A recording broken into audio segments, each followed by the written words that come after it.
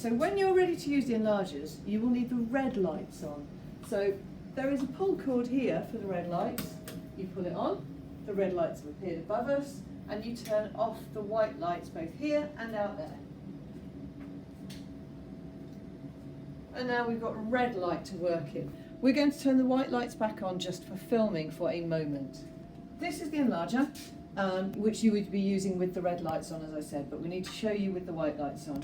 You've got the enlarger head, which is this bit. It's got a bulb in there. It's got a negative carrier here, which we will use soon.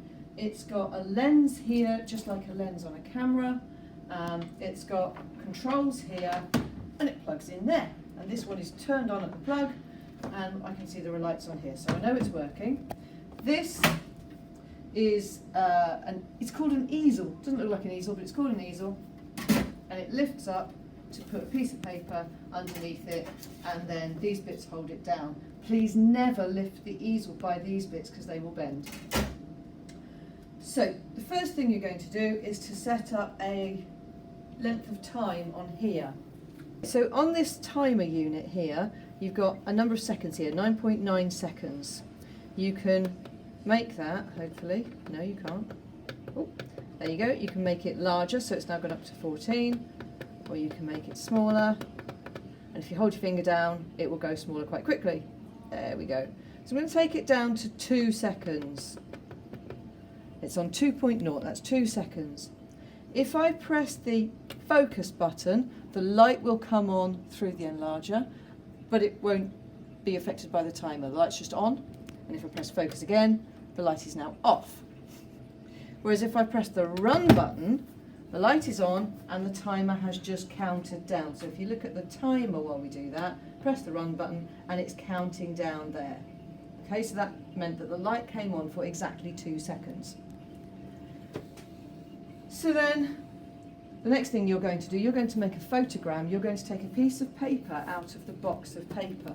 Now for this, we are going to have to turn the red lights off because you would never do this with the white lights on, and neither will we. So the first thing you want to do is make sure your enlarger is set up properly. So if you press the focus button, you'll get your rectangle of light. Is that rectangle of light where you want it to be? Is it big enough to cover your piece of paper? Is it big enough to cover your whole piece of paper when you do a full one? If it's not, you move the enlarger head up with a handle at the side, or on some of them there's a squeezy thing to squeeze in and move the whole enlarger up. Now my light is big enough, and I want to make sure it's on its brightest setting on the lens, so the lens turns round. And for this, we'll just use the brightest setting. Okay, so it was here where my hand is, and you're just turning it round, leaving it on its brightest setting. Now that's all set up, so you can press the focus button again and turn the light off. So we've got a box of paper under the red light, and I would never ever open it under a white light because the paper is sensitive to every colour of light except for red. So you're going to ruin every bit of paper in the box if you take it out in red light. I've opened the box. It's now just a black rectangle because there is a black plastic bag inside with all the paper in.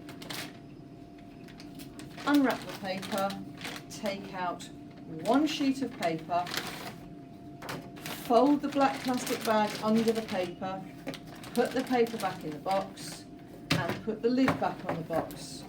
This box of paper, I think the last time I ordered it, was about £60 a box. So if you leave the white light on and you leave this box open, you would have wrecked £60 worth of paper. And we'll put the box underneath here so it's well out of the way and no light will fall on it. So to do a photogram, we're actually going to do a test print first, and I'm not going to do that with a whole piece of paper. So the first thing I'm going to do is get a small piece of paper. It's absolutely fine to rip the paper. That's what I've done my whole career. And then either give the other bits of paper to somebody else who's waiting for some, or you put it back in the box, back in the plastic bag, and fold the plastic bag over and put the lid back on the box. And we'll put some objects on top of our piece of paper. Any objects you want, but make sure that they're interesting in terms of opacity. Then we're going to cover up most of that piece of paper. There's a piece of cork by most enlargers. Cover up and press the run button. and it will give a 2-second exposure to that little bit. Move the cork along, expose a little bit more, press the run button again for another 2 seconds. Move the cork along again, press the run button again, and it will do another 2-second burst. And probably remove it by then and do your final 2-second burst. This end was the one that was revealed last. This end has only had 2 seconds. This end, I think, I gave 8 seconds. I can't see your hand on that. Sorry. At all. That's okay. Right, now your piece of paper is going to come over to the trays that you set up earlier. Your piece of paper is going to go into the developer. You'll check the time on the clock and you'll put it in, and it tells you on the wall that you are doing it for 2 minutes. Ooh, that's disgusting. Oh, look at that. All the time while it's in the developer, you are gently agitating the developer. Now, that doesn't mean making it angry. That means gently moving the developer. So if you can see my hand, I am very slightly lifting the tray. Not so much that the developer is going to slop out, but enough to make the chemical move over the surface of the paper for the whole time. And we'll do this for 2 minutes. Okay. Right, after 2 minutes, or just before 2 minutes is up, get hold of your piece of paper. If you suffer from dermatitis, don't put your hands in there. Shake it off so you get the developer dripping into the developer tray, and then put it into the water as quickly as possible. So it goes into the water when 2 minutes are up. It's going to be in the water long enough to wash the developer off. That's the point of the stop. It's stopping the development process because there's no developer on there to make it work anymore, and it's washing the developer off. So we've written on the wall 30 seconds as a guide. Okay, but the first one was exactly 2 minutes. This one is a guide of about 30 seconds. When you think it's had enough, take it out, let the stop drip back into that tray and put it into the fixed tray. And it's going in the fixed tray, it tells you on the wall, for 4 minutes. I would agitate the fixed tray to start with.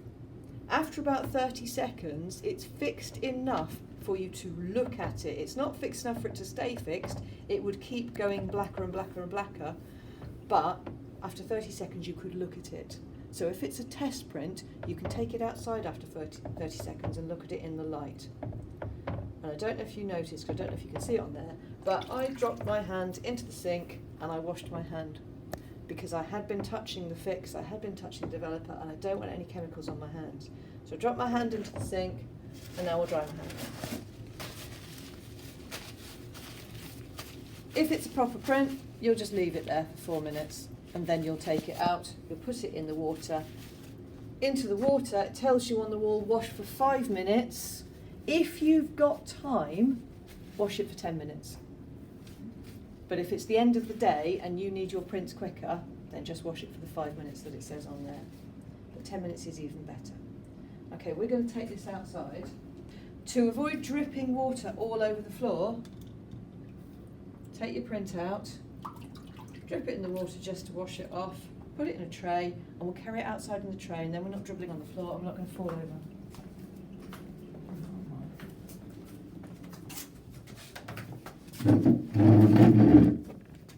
Okay, so on this test print, this is the end that only had 2 seconds, this is the end that had 8 seconds. If I want to see this bit of the scissors as a white silhouette, as it were, I want quite a short time, so that would be about 4 seconds. If I want to see some of that greyness where the light kind of started to get underneath, I go for this, which was 8 seconds. Actually, I quite like this bit in the middle, so I think I'm going to go for 4 seconds overall. Let's go and set that up. So we're back in the darkroom, we're back at the enlarger, and we've decided on 4 seconds, so we need to increase the time on the timer to 4 seconds. So it's now saying 4 seconds. Trust me if you can't see it. We're going to get the piece of paper that we're going to do the full one on. We're going to put it exactly where we worked before. We're not going to touch the rest of the enlarger in any way because we don't want to change anything. And we're going to put objects on. I'll just put a couple of other objects on just for fun. Like that.